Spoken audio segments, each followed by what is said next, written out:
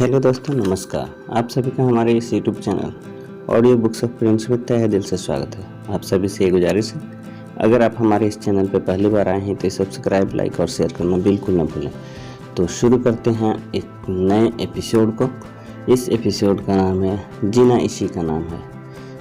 आज की जो हमने स्टोरी ली हुई है वह जन्नाह बकर मुस्तफ़ा का है, जो पेशे से वकील और समाज सेवी हैं। वह चाहते तो एक आरामदेह जिंदगी जी सकते थे। उनके पास कानून की डिग्री थी और फिर वह ज़मीन जायदाद के कारोबार से भी जुड़े हुए थे। आखिर नाइजीरिया के उस सूरत हाल में भी लोग बाग जी रहे थे। मगर जन्नाह बकर मुस्तफ़ा को एक मंजर रह कर परेशान कर देता।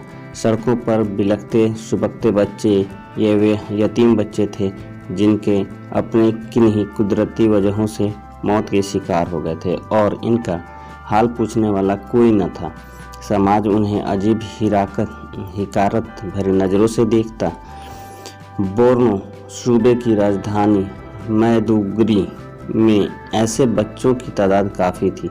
मुस्तफ़ा सामने पड़ने वाले अनाथों की कुछ न कुछ मदद कर दिया करते, मगर यह कोई समाधान नहीं था। यतीम बच्चों को देखकर उन्हें अपना बचपन याद आ जाता। वह कितना अच्छा था। मुस्तफ़ा एक मुस्लिम, मगर उनकी तालीम ऐसे स्कूल में हुई जिसके प्रमुख एक कैथोलिक पादरी थे। वहाँ इस्लाम व ईसाईयत दोनों धर्मों की पढ़ाई बगैर किसी भेदभाव के होती थी। उच्च मानवीय मूल्यों के साथ बड़े हुए मुस्तफ़ा के ज़हन में इस्लाम की एक खूबी बचपन में ही नक्श हो गई थी कि किसी यतीम की मदद करने से बड़ा सवाब कोई नहीं।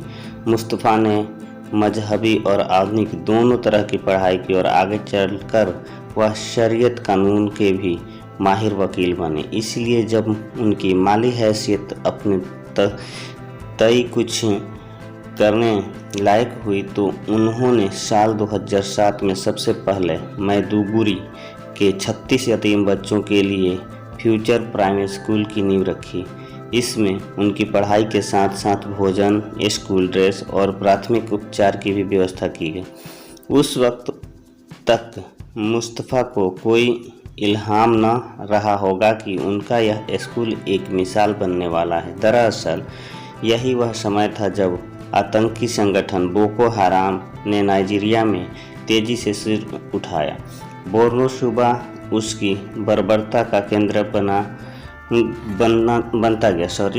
आए दिन अपहरण और कत्ले आम की घटनाएं दुनिया भर में चर्चा बटोरती गई और अनगिनत बच्चे लावारिस बनते गए। बच्चियों की हालत ज़्यादा बुरी थी। बोको हराम की यौन ज्यादतियों से किसी तरह मिली मुक्ति के बाद सामाजिक हिकारत की एक नई सलीब उनके लिए टंग जाती थी।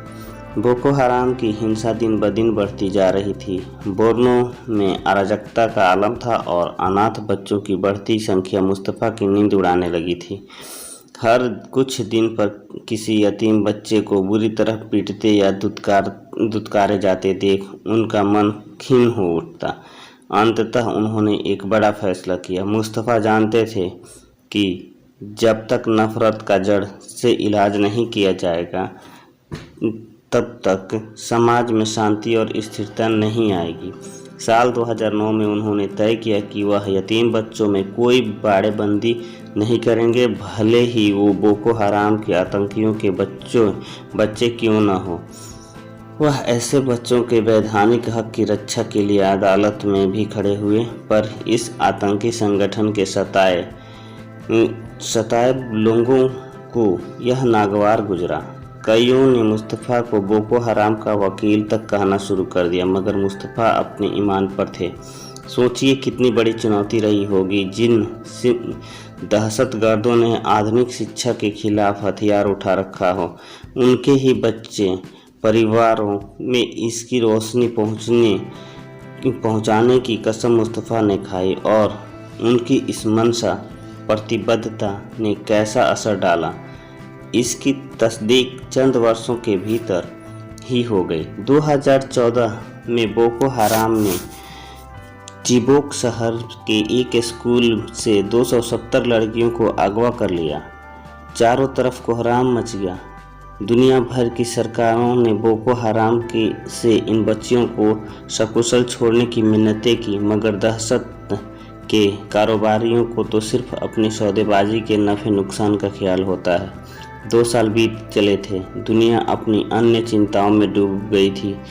तब मुस्तफ़ा बोको हराम और नाइजीरिया सरकार के बीच पुल बनने और 103 बच्चियों को छुड़ाने में उन्हें कामयाबी मिली। लेकिन बोको हराम की गिरफ्त से छूटकर बाहर आई कई बच्चियों के घर वालों ने अपनाने से इनकार कर दिया। तब मुस्तफ़ा के स्कूल ने उनके लिए अपने दरवाजे खोले। जन्नाह बकर मुस्तफ़ा की नेक नीयती को दुनिया कब तक नहीं देखती। 2017 में संयुक्त राष्ट्र ने उन्हें नॉन शरणार्थी सम्मान से नवाजा। इसमें मिली लगभग 1 करोड़ रुपए की राशि से उन्होंने स्कूल के लिए नदी किनारे की 10 हेक्टेयर ज़मीन खरीदी, जिसमें मछली पालन, धान और केले की खेती होती है। आज 1000 से अधिक बच्चे मुस्तफ़ा के फाउंडेशन के स्कूलों के पास होकर विभिन्न क्षेत्रों में कैरियर का प्रशिक्षण ले रहे हैं और कॉलेज में हैं। सबसे बड़ी बात, इन अनाथ विद्यार्थियों में लड़कियां आधी से ज़्यादा हैं। नफ़रत के कोहरे को चीर कर निकल रही इस रोशनी में नाइजीरिया अपने लिए कुछ बेहतर रच सकता है। तो थैंक यू दोस्तों, मिलते हैं फिर अगले एपिसोड में। तब तक के लिए गुड लक, बाय।